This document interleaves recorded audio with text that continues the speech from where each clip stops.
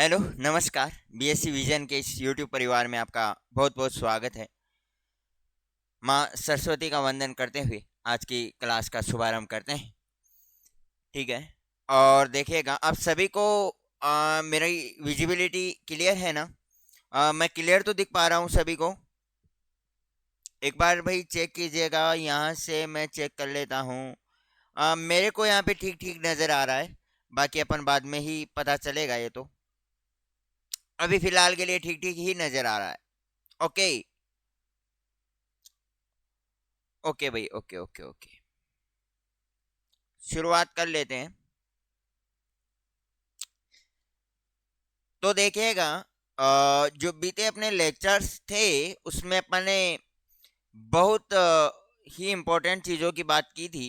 अपन ने जो last lecture था उसमें अपन ने बात की, रिएक्टेंस की बात की, रेजिस्टेंस की बात की, और बहुत ही मोस्ट इम्पोर्टेंट चीज़ें हैं। मैंने आपको कहा बहुत ही मोस्ट इम्पोर्टेंट चीज़ें हैं भाई।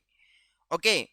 चलिएगा, आज भी एक इम्पोर्टेंट सा टॉपिक अपन पढ़ने जा रहे हैं, इम्पीडेंस। और ये अपना सिक्स्थ लेक्चर है, छठवां लेक्चर है, जिसमें अपन इम्पीडेंस क्या है, इसका फॉर्मूला क्या है, इसके कितने टाइप्स हैं, इनके बारे में अपन डिस्कस कर रहे होंगे। ओके। और शुरुआत कर लेते हैं फिर इम्पीडेंस के ऊपर बिना किसी देरी के। मैं आपको बिल्कुल टॉपिक वाइज ये चीज़ें आपको क्लियर करवाई जा रही हैं, तो आप इस चीज़ का थोड़ा सा बेनिफिट उठा सकते हैं।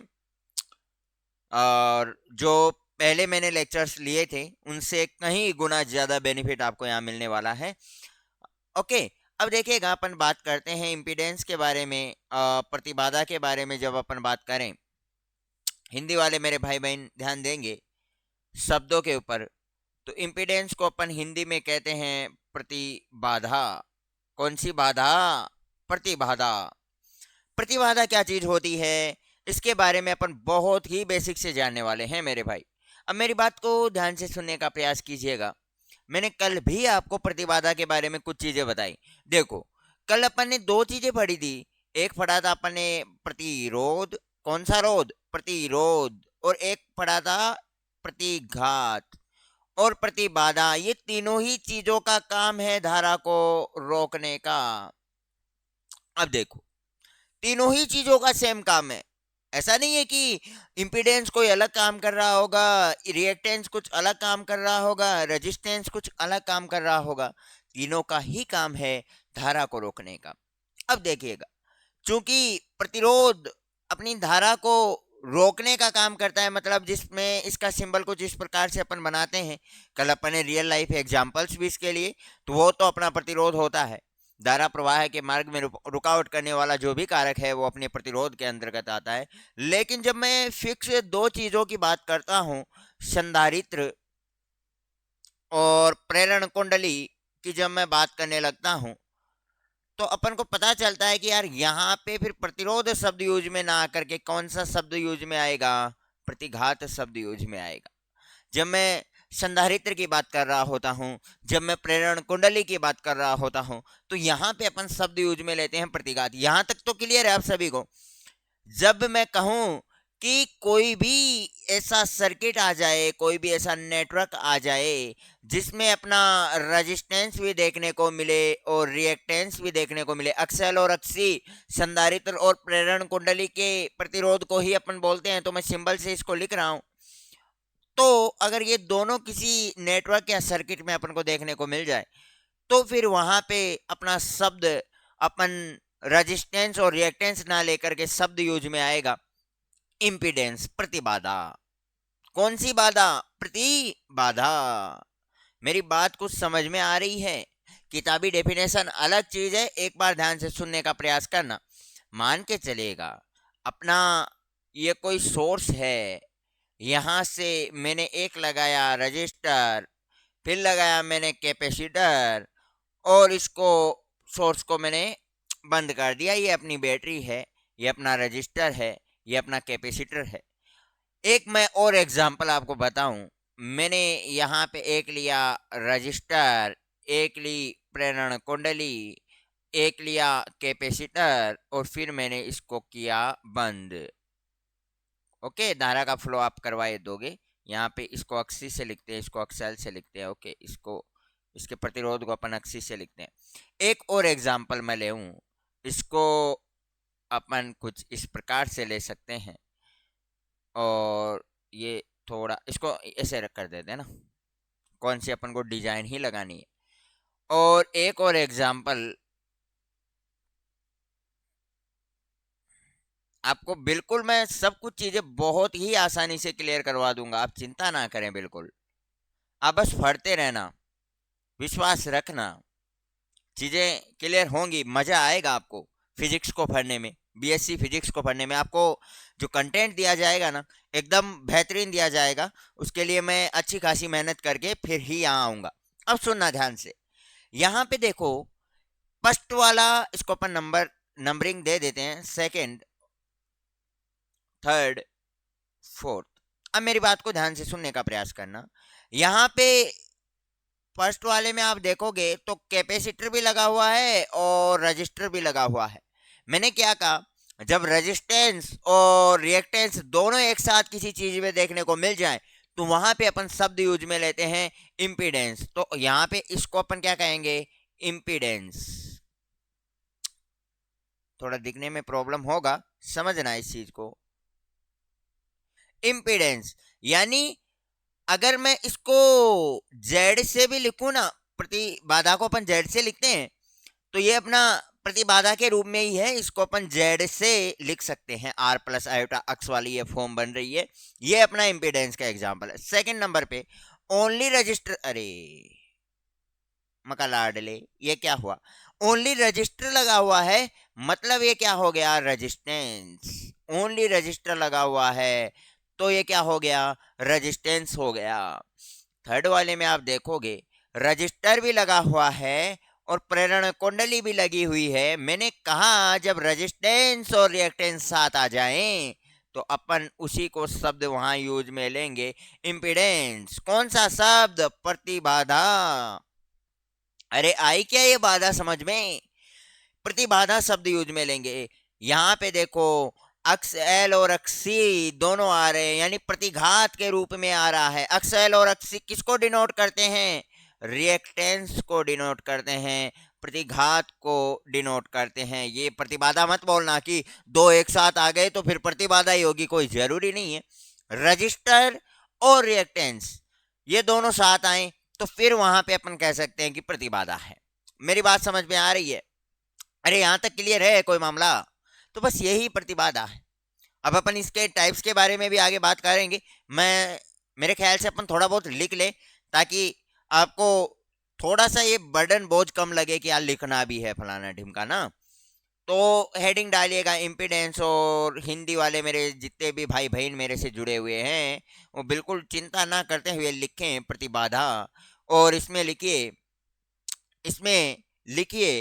प्रतिबाधा, प्रतिरोध, एक मिनट,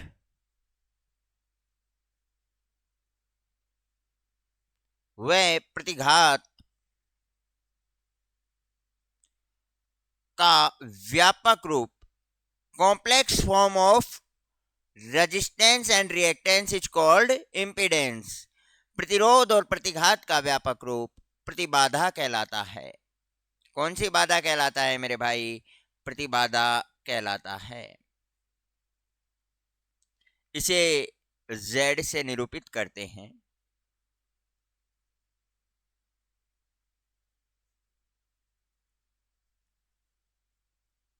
अर्थात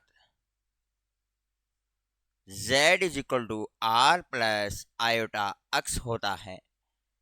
Z इज इक्वल टू क्या होता है, आर प्लस आयोटा अक्स होता है। यहाँ पे आप लिखना चाहें आर अपना रेजिस्टेंस होता है, दिखाई पड़ रहा है, आर अपना रेजिस्टेंस होता है और अक्स यहाँ पे रिएक्टेंस होता है।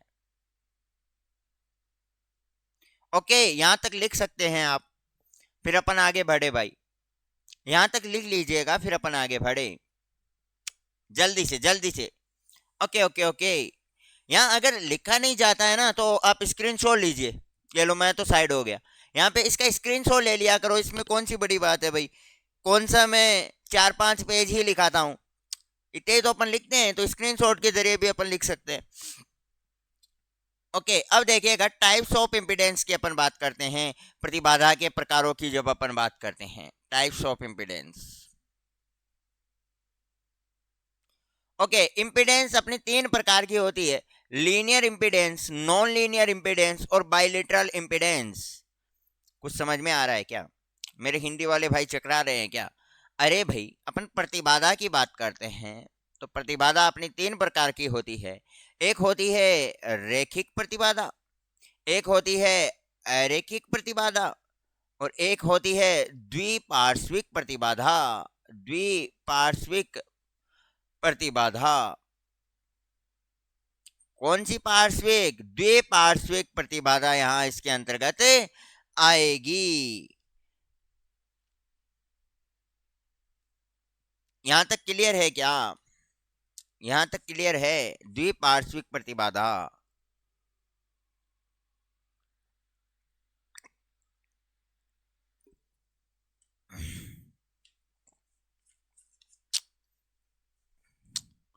ओके,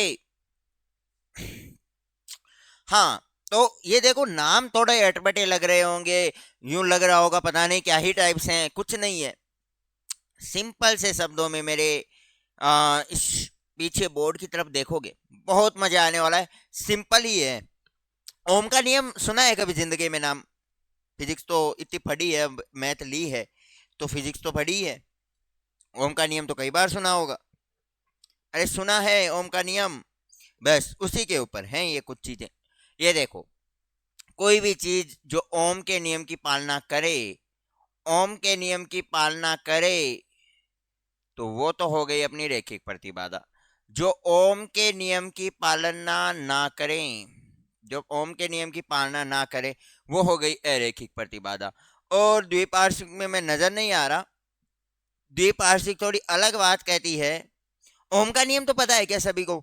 मैं ओम लो बोल रहा हूं, चलो मैं बताता हूं कि अगर V और I के मध्य बनाया गया ग्राफ, अगर वोल्टा और धारा के मध्य बनाया गया ग्राफ एक सरल रेखा प्राप्त हो जाए, तो उसे ही अपन ओम का नियम कहते हैं। यहाँ पे अगर V और I के मध्य बनाया गया ग्राफ सरल रेखा में ना आए, जैसे अपना डायोड वाला ग्राफ होता है, वो अपने सरल रेखा में नहीं आता है। अपना जो ट्रायोड वाला ग्राफ होता है, वो अपने सरल रेखा में नहीं आता है। तो ये वाले जो ग्राफ हैं, वो अरैखिक प्रतिबाधा के अंतर्गत आते हैं। डायोड और ट्रायोड अपने अरैखिक प्रतिबाधा के अंतर्गत आते हैं मेरे भाई। अरे मेरी बात समझ में आ रही है? V और I के मध्य बनाया गया ग्राफ अगर सरल रेखा आ रहा है, तो अपना ओम का ही नियम है, ओम लॉ का पालन कर रहा है। और अगर V और I के मध्य बनाया गया ग्राफ सरल रेखा नहीं आ रहा है, तो वो अपना अरैखिक प्रतिबाधा, नॉन लीनियर इम्पीडेंस के अंतर्गत आएगा। अब देखो, हाँ मैं कह रहा था ये थोड़ा बाइलेटरल वाला थोड़ा अलग मसला है, इसको समझने। ये यही कहता है कि अगर अपन किसी परिपथ में धारा की दिशा को चेंज कर दें, किसी भी परिपथ या जाल में धारा की दिशा को चेंज कर दिया जाए और प्रतिबाधा के मान में कोई परिवर्तन ना आए। मैंने पहले परिपथ में धारा इधर फ्लो हो रही थी, मैंने धारा को इधर कर दिया। किसी जाल में धारा इधर फ्लो हो रही थी, मैंने उसे इधर कर दिया, उसकी डायरेक्शन को। लेकिन प्रतिबाधा इंपेडेंस के मान में कोई फर्क नहीं आए, इंपेडेंस का मान वही की वही रह जाए, वो अपना बाइलेटरल इंपेडेंस, द्विपार्श्विक प्रतिबाधा के अंतर्गत आता है। कोई बात समझ में आ रही है? वो अपना द्विपार्श्विक प्रतिबाधा के अंतर्गत आता है। अब मैं चाहूंगा एक बार आप इस चीज को नोट डाउन कीजिएगा। ये मैं जिनको हटा रहा हूँ इनको तो रहने दीजिएगा, और बाकी इन चीज़ों को आप नोट डाउन कीजिए, ताकि फिर अपन बहुत आसानी से एक एक चीज़ों के ऊपर बात कर सकें। हिंदी वाले और इंग्लिश वाले मेरे दोनों भाई बहन लिख लें इनको, इंग्लिश में भी और हिंदी में भी। टाइप ऑफ इम्पीडेंस और इम्पीडेंस के ये तीनों टाइप लगा के नोट डाउन कीजिए। मैं हट रहा हूँ, साइड हट रहा हूँ, इसको जल्दी से नोट डाउन कीजिएगा।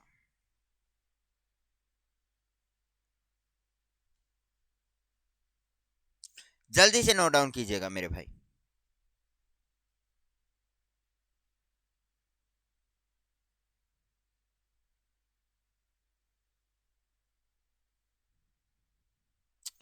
कर लिया। ओके, अब एक एक चीजों के बारे में आगे बढ़े।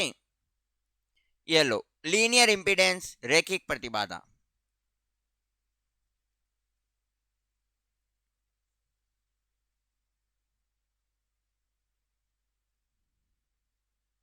क्या कहा मैंने? कोई भी प्रतिबाधा जो ओम नियम का पालना करे वो अपनी लीनियर इंपीडेंस है, रैखिक प्रतिबाधा है। पहली बात, वह प्रतिबाधा जो ओम के नियम की पालना करे वो अपनी लीनियर इंपीडेंस है, रैखिक प्रतिबाधा है। पहली चीज। दूसरी चीज, अपन इसी को अपने ओम नियम के शब्दों में क्या कहेंगे कि वह प्रतिबाधा जिसमें वोल्टता और धारा के मध्य बनाया गया ग्राफ सरल रेखा प्राप्त हो जाए, वह प्रतिबाधा जिसमें वोल्टता और धारा के मध्य बनाया गया ग्राफ सरल रेखा प्राप्त हो जाए, उसी को अपन लीनियर इंपीडेंस, रैखिक प्रतिबाधा के नाम से जानते हैं। उसी को अपन किसके नाम से जानते हैं? रैखिक प्रतिबाधा, लीनियर इंपीडेंस के नाम से जाना जाता है। अरे आ रही है कोई बात समझ में? अब देखिएगा, किसकी वोल्टता और धारा के मध्य बनाया गया ग्राफ किस किस का लीनियर आता है, रैखिक आता है, सरल रेखा आता है? रजिस्टर की बात करो, प्रतिरोध की बात करो, प्रतिघात की बात करो, इन दोनों का ही अगर आप वी और आई के मध्य ग्राफ बनाओगे, एक सरल रेखा प्राप्त होगी। सरल रेखा का मतलब यह है कि जैसे जैसे आप वोल्टेज का वैल्यू बढ़ाओगे वैसे वैसे करंट का वैल्यू भी बढ़ेगा। जैसे जैसे वोल्टेज का वैल्यू कम करोगे करंट का वैल्यू भी कम होता चला जाएगा। उसी को अपन कहते हैं लीनियर ग्राफ, सरल रेखीय वक्र। सब एक ही बातें हैं वो। मेरी बात समझ में आ रही है? रजिस्टर का ग्राफ देख लो, प्रेरण कुंडली का देखोगे, संधारित्र का, ये तीनों अपने लीनियर इंपीडेंस के ही एग्जाम्पल हैं, अपने रैखिक प्रतिबाधा के ही एग्जाम्पल हैं। तो लिखिएगा मेरे साथ साथ, वह प्रतिबाधा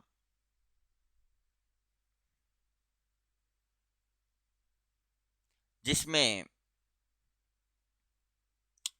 वोल्टता व धारा के मध्य बनाया गया ग्राफ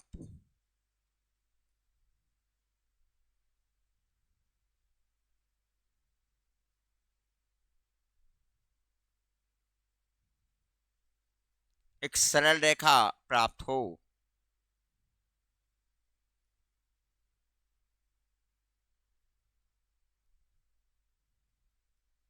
रैखिक प्रतिबाधा कहलाता है।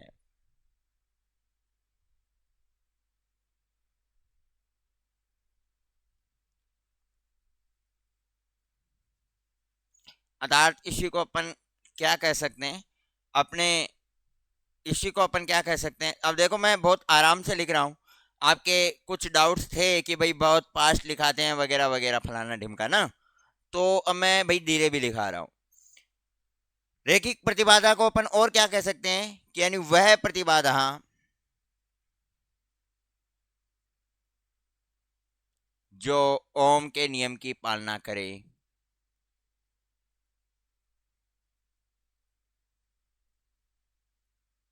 ओम के नियम की पालना करती है,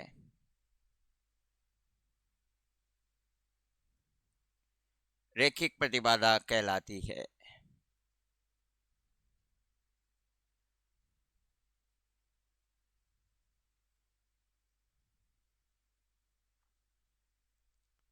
कौन सी प्रतिबाधा कहलाती है? रैखिक प्रतिबाधा कहलाती है। एग्जाम्पल के रूप में आप लिखिएगा, प्रतिरोध। अब इसके सिंबल तो बनाने की आवश्यकता नहीं है ना, सिंबल भी बना के लिखवाऊं? ओके, सिंबल भी बनवा के लिखवा देते हैं।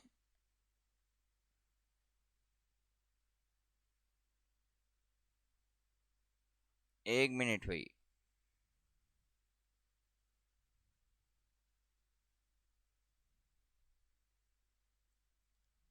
ओके, ये कहाँ जाएगा?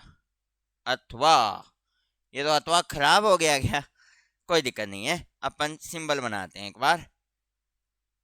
तो एग्जाम्पल में आप लिखोगे प्रतिरोध,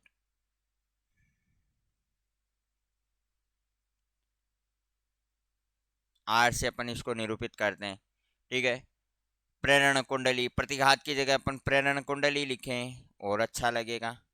प्रेरण कुंडली को अक्सेल से डिनोट करते हैं और इसका सिंबल कुछ इस प्रकार से होता है। कल भी अपन ने पढ़ा था, लेकिन मैं पुनः आपको एक बार एक रिवीजन के तौर पे हो जाए। और एक लिखना आप संधारित्र, प्रतिघात के अंदर क्या आएगा, संधारित्र। अब संधारित्र को अगर धारतीय प्रतिघात में कहूं तो कोई डाउट नहीं होना चाहिए कि इसको धारतीय प्रतिघात क्यों कहा। इसका सिंबल कुछ इस प्रकार से होता है, अक्ष सी। अब लिखो भाई, इसको जल्दी से आप स्क्रीनशॉट ले लो भाई इसका, जल्दी से फिर अपन आगे बढ़े। देखो और भी काम है, और भी काम है ना। ठीक है, चलो आगे बढ़ू क्या, बढ़ू, चलो फिर। ये यहाँ पे इस पेज की कोई आवश्यकता है नहीं। नॉन लीनियर इम्पीडेंस की मैं बात करूं, अभी जीपीयू सीपीयू ठीक चल रहा है, जीपीयू तो है ही नहीं इसमें। ओके, हाँ सुनना, नॉन लीनियर इम्पीडेंस की जब मैं बात करूं तो क्या कहोगे, अरे भाई क्या कहोगे कि अगर वोल्टा और धारा के मध्य बनाया गया ग्राफ सरल रेखा प्राप्त न हो, ऐसी प्रतिबाधा जो ओम के नियम की पालना ना करें। डायोड और ट्रायोड की जो प्रतिबाधा है उसमें अपन वोल्टेज और करंट के मध्य जब ग्राफ बनाएंगे तो वो एक सरल रेखा प्राप्त नहीं होगी। उसका ग्राफ मैंने अभी पीछे आपको बना के दिखाया, अभी अपन और बनाएंगे उसको, तो वो अपनी नॉन लीनियर इम्पीडेंस के अंतर्गत आएगी। अरेखिक प्रतिबाधा जिसे अपन कहें, अरेखिक प्रतिबाधा के अंतर्गत आएगी। अरेखिक प्रतिबाधा, कौन से वाली प्रतिबाधा, अरेखिक वाली प्रतिबाधा। हेडिंग डालो, लिखो,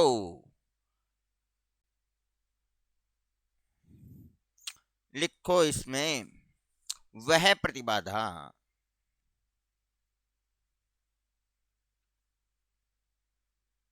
जिसमें वोल्टा व धारा के मध्य बनाया गया ग्राफ, वोल्टा व धारा के मध्य बनाया गया ग्राफ, मध्य बनाया गया ग्राफ, मध्य बनाया गया ग्राफ सरल रेखा प्राप्त ना हो, सरल रेखा प्राप्त ना हो, उसे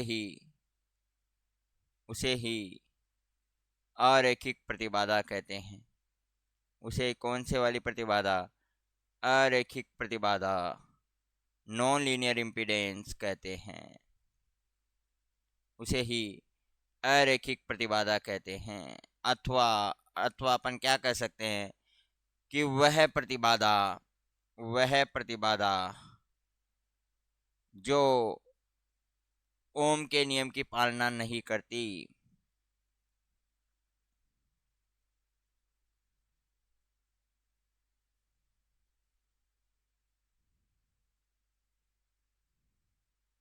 कौन सी प्रतिबाधा हो गई, अरैखिक प्रतिबाधा के अंडर में आ गई। एग्जाम्पल लिखो, डायोड व ट्रायोड, इनकी जो प्रतिबाधाएं होती हैं वो अपनी क्या होती है, नॉन लीनियर इम्पीडेंस के अंतर्गत आती है। भाई डायोड और ट्रायोड की जो प्रतिबाधाएं हैं वो नॉन लीनियर इम्पीडेंस के अंतर्गत आती है। एग्जाम्पल देखते हैं। अरे भाई इसको इधर बनाता हूं मैं, थोड़ा थोड़ा सा ये टेढ़ा बन गया क्या, इसको सीधा ही एज्यूम कर लेना। अब ये मेरे से तो टेढ़ा ही जा रहा है, यहाँ कोशिश करते हैं इसको सीधा करने की। ओके, अब इतना ही सीधा होगा, ये थोड़ा मेरे पेंटियम में ऐसा ही बनेगा। ओके, करंट और वोल्टेज के मध्य अपन ये ग्राफ बना रहे हैं, तो ये ग्राफ कुछ इस प्रकार का बनता है। ओके, ये तो अपना डायोड का ग्राफ होता है। ओके, डायोड का ग्राफ कुछ इसी प्रकार से बनता है। और ट्रायोड के ग्राफ की अपन आगे पढ़ेंगे, जब ट्रांजिस्टर वगैरह पढ़ेंगे तो अपन पूरी परिचर्चाएं करेंगे। ऐसा नहीं है कि डायरेक्ट मैंने बता दिया, पर यहाँ पे अब फालतू में मसला बढ़ाने की जरूरत नहीं है, आपको ग्राफ ध्यान रखना है। हाँ, बहुत डिटेल से अपन डायोड ट्रायोड के ऊपर पढ़ेंगे, वहाँ पे बिल्कुल मैं आपका ये कैरेक्टरिस्टिक पूरा समझाने वाला हूँ। तो अपन यहाँ पे अब ज़्यादा समय ना ले, क्योंकि यहाँ पे अपना टॉपिक से संदर्भ है नहीं इसमें, तो फालतू में टाइम खराब करने से क्या मतलब है। ये अपना इसी प्रकार का कुछ ट्रायोड का ग्राफ आता है, तो वो अपना बनाना है। बनाओ भाई, जल्दी से इसको बनाओ। 1 ही मिनट में आप बना लो, 1 मिनट भी नहीं लगनी चाहिए, 1 मिनट भी नहीं लगनी चाहिए, जल्दी से इसको बना लो।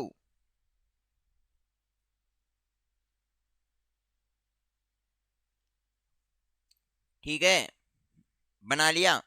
इसको थोड़ा ये टेढ़ा बन रहा है क्या? 1 मिनट, इसको अपन और थोड़ा सही करते हैं। ये खूंटे से ही निकल गए। बाकी अपन बहुत डिटेल से इसको पढ़ेंगे, आप इस प्रकार से इनको निकाल लेना। ओके, वो तो ग्राफ है, किसी भी प्रकार से बन जाएगा, वो भी ठीक है, ये भी ठीक है। कुछ इस प्रकार का अपन मोटा मोटा आइडिया ये लेकर के चल रहे हैं, बाकी अपन बहुत डिटेल से आप जब पढ़ोगे तो आपको पता चलेगा ट्रायोड वाले का। ओके, आगे बढ़ूं मैं। लास्ट जो अपना टाइप है, द्विपार्श्विक प्रतिबाधा, बाइलेटरल एडमिटेंस।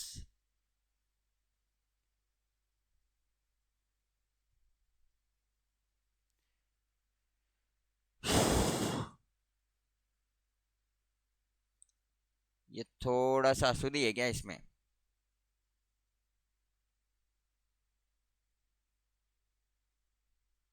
इसी प्रकार से है ये द्विपार्श्विक प्रतिबाधा। इसका और देख लेना भाई, थोड़ा बहुत अगर अशुद्धि है तो। ओके, बाइलेटरल एडमिटेंस किसको कहा मैंने, कुछ पता चला आपको? मैंने कहा कि कोई भी ऐसी प्रतिबाधा जिसमें धारा की दिशा को परिवर्तित कर दिया जाए तो उसके मान में कोई परिवर्तन ना आए, प्रतिबाधा के मान में कोई परिवर्तन ना आए। ऐसी प्रतिबाधा जिसमें धारा की दिशा को परिवर्तित कर देने पे प्रतिबाधा के मान में कोई परिवर्तन ना आए, वो अपनी बायलेटरल एडमिटेंस कहलाती है, द्विपार्श्विक प्रतिबाधा कहलाती है। कोई भी ऐसी प्रतिबाधा जिसमें वो धारा की दिशा को परिवर्तित करने पे प्रतिबाधा के मान में कोई परिवर्तन ना आए, प्रतिबाधा अपरिवर्तित रहे, तो वो क्या होगा, नो चेंज वाला जहां मामला होगा वो द्विपार्श्विक प्रतिबाधा के अंतर्गत आएगा। लिखा है, लिखो भाई। ऐसी प्रतिबाधा, ऐसी प्रतिबाधा जिसमें धारा की दिशा परिवर्तित करने पर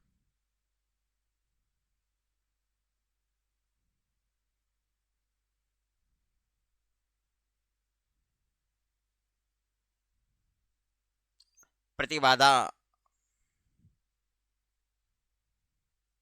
के मान में कोई परिवर्तन ना आए,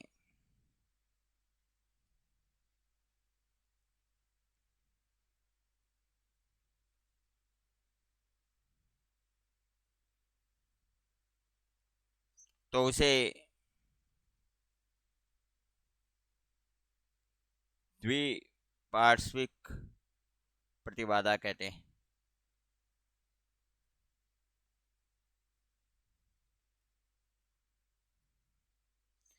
एग्जाम्पल लिखें अपन, तो आप एग्जाम्पल के रूप में लिख सकते हैं अपना जो रैखिक प्रतिबाधा में जो आपने एग्जाम्पल लिखे वही आपके द्विपार्श्विक में होंगे। जैसा प्रतिरोध हो गया, प्रेरण कुंडली हो गई, अपना संधारित्र हो गया, यही एग्जाम्पल आएंगे। एक बार लिखो आप इस चीज को, अपन फिर मैं आपको एकदम बढ़िया से इसको समझाता हूँ, और इनका सिंबल भी लिख सकते हो आप।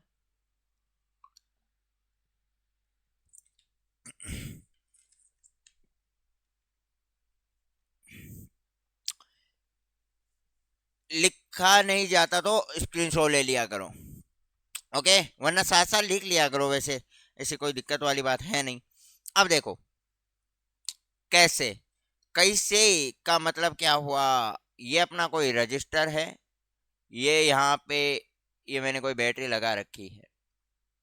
ओके, धारा की दिशा में परिवर्तन कैसे, अब धारा का फ्लो कुछ इसी प्रकार से हो रहा है यहाँ पे, कोई बात नहीं। ये कोई प्रेरण कुंडली है और बैटरी अपन लगा दे, अक्स एल से लिखते हैं भाई इसको, प्रेरण कुंडली को। इसमें भी धारा की दिशा यही है, अरे यही है ना। ओके, ये ई है, बैटरी है अपना, ये कोई कैपेसिटर है,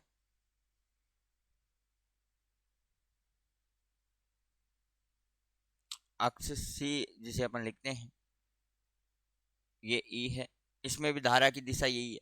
क्या तीनों जो एग्जाम्पल मैंने आपको दिए क्या सेम धारा की दिशा? इसको आप लिखना अभी नोट्स में, ताकि जब कभी आप पेज को उल्टे तो आपको पता चलना चाहिए कि मैं क्या बताना चाह रहा हूं। अब मैं क्या करता हूं, अब मैं इसमें क्या चेंज लाता हूं, ध्यान से देखिएगा, ध्यान से देखने का प्रयास कीजिएगा। मैं रजिस्टर को ऐसे की ऐसे ही लिखता हूं, कोई दिक्कत नहीं। मैं इस बैटरी को थोड़ा सा घुमा देता हूं, प्लस माइनस वाले सिरे को, बैटरी के प्लस माइनस वाले सिरे को मैंने थोड़ा सा घुमा दिया और एक बड़ा परिवर्तन देखने को मिला। अब धारा की दिशा क्या चेंज हो गई क्या? भाई पहले धारा की दिशा ये थी, यही थी? अरे नहीं भाई, पहले धारा की दिशा ये थी, अब धारा की दिशा हो गई ये। लेकिन दोनों धारा की दिशाएं चेंज हुई ना, प्लस से माइनस की ओर। अरे भाई इसमें ऐसे है, इसमें ऐसे है, तो चेंज हुई ना, एक दूसरे के विपरीत हो गई। मैं क्या कह रहा था, इसका प्रतिरोध पहले भी आर था और जब मैंने धारा की दिशा को चेंज किया तो भी आर ही आया। अरे प्रतिबाधा में प्रतिरोध तो आएगा ना, प्रतिघात भी आएगा ना। तो पहले इसका प्रतिरोध आर था, अब भी आ रही है, तो ये अपना क्या है, बाइलिटरल इंपीडेंस है।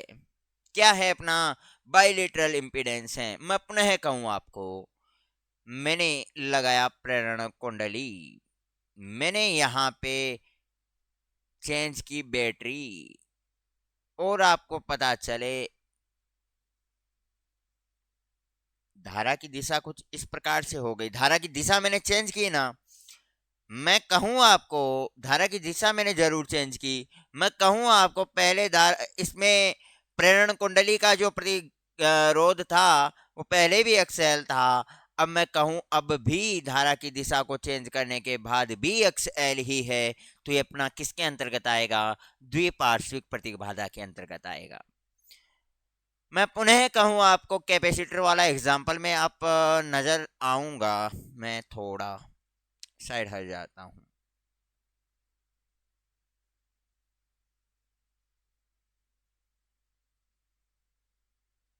ओके, नजर तो पड़ रहा है ना?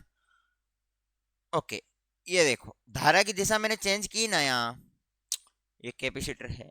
मैं कहूं कि पहले कैपेसिटर जो था ये अक्ष ही था, इसकी प्रतिबाधा धारा की दिशा चेंज करने के बाद भी अक्ष ही आया, तो ये अपना किसके अंतर्गत आ गया, ये किसके अंतर्गत आ गया मेरे भाई, ये अपना द्विपार्श्विक प्रतिबाधा बाइलेटरल इंपीडेंस के अंतर्गत आ गया।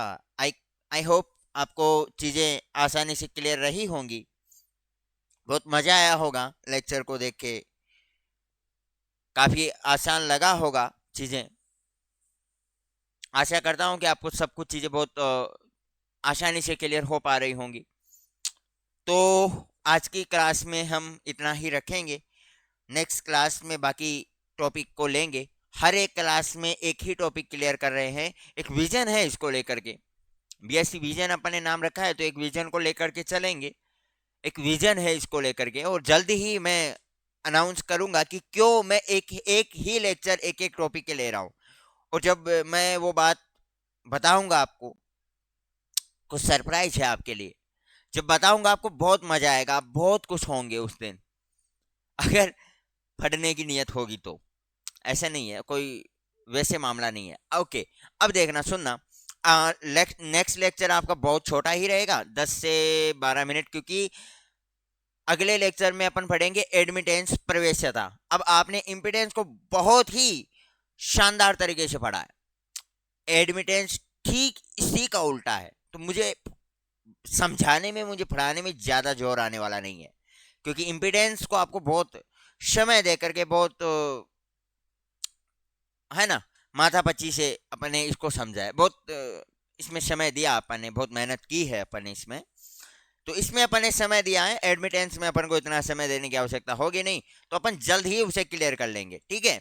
अभी मैं आपसे विदा लेता हूँ, समय हमें इससे ज़्यादा मोहलत नहीं देगा। मिलते हैं नेक्स्ट क्लास में, तब तक के लिए bye bye, have a nice day.